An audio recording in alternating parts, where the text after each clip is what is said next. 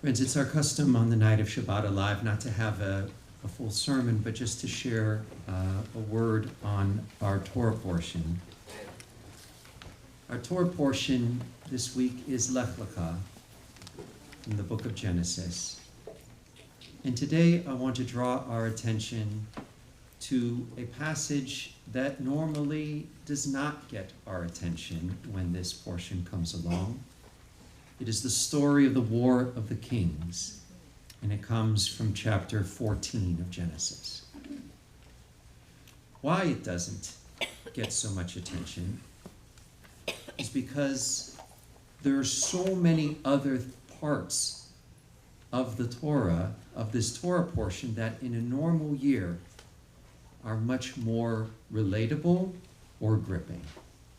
We have most famously the call to Abraham that he and Sarah respond to and pick up their things and move across the world for a new life of service and destiny.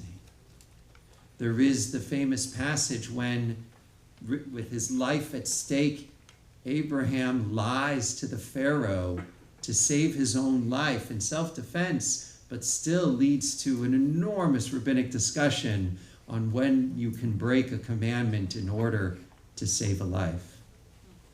There is the birth of Ishmael. There is the beginning of circumcision. So much in this Torah portion that grabs our attention.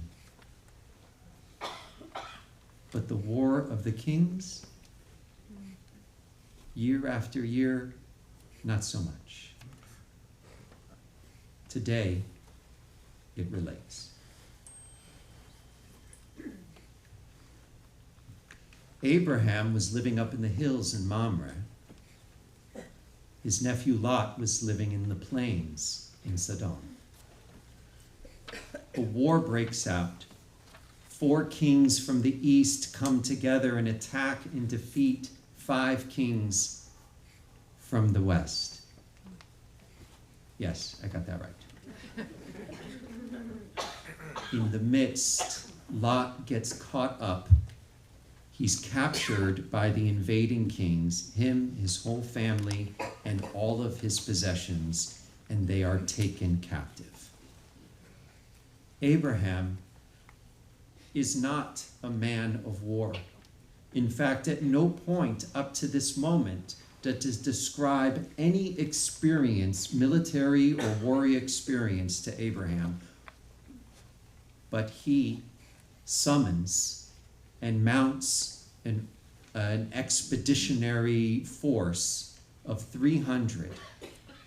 They go and attack, defeat, and rescue Lot and Lot's whole family and restore them back to their home in Sodom.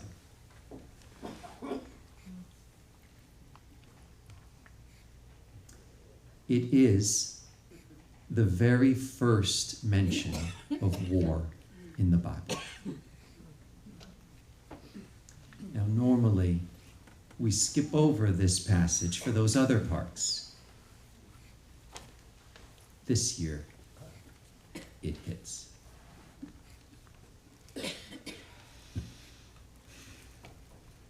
If I look at this passage and to find lessons for us today, 3 jump out. 1, that Abraham was not a warrior, didn't seek the glory of battle, but was drawn into it. He didn't start it, but fight he did. 2, that even when family grows estranged, that when there is a crisis, you come together. In the previous chapter 13, Lot and Abraham are on the outs and they decide to make peace. They need to live apart. And Lot kind of takes the better land for himself. And now he's in trouble, and Abraham in a time of crisis, forgets about the differences, come together in loyalty, as we are seeing Israel right now in their united government. But third, and perhaps most devastatingly, is we see that the situation we're in now is eternal. What we're experiencing is a unique horror in our lives. And they're hidden in the Torah that's been right in front of us in the pews for every Shabbat of our entire lives. It's right there, the same story. I remember distinctly back on that Shabbat several weeks ago, in the horror of that tragedy. I remember thinking, first, the horror of what was happening and the news as that was coming, and the loss of life that was mounting, and then settled in almost immediately the dread. When I saw the scope and just the scale of this attack, that I knew that Israel's response would be strong. It would be war. It would be months. It would be years. It would be the world supporting and then eroding that support for Israel as the battle goes on and more lives are lost. All of that came over that one day.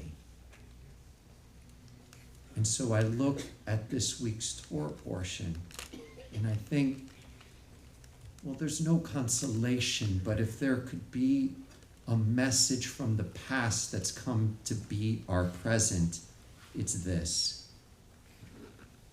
There are bad days ahead, but we have faced them before. It is our destiny to face challenges and to meet them. God willing, we will do so again. Ken Yeh Ratzon. May it be God's will.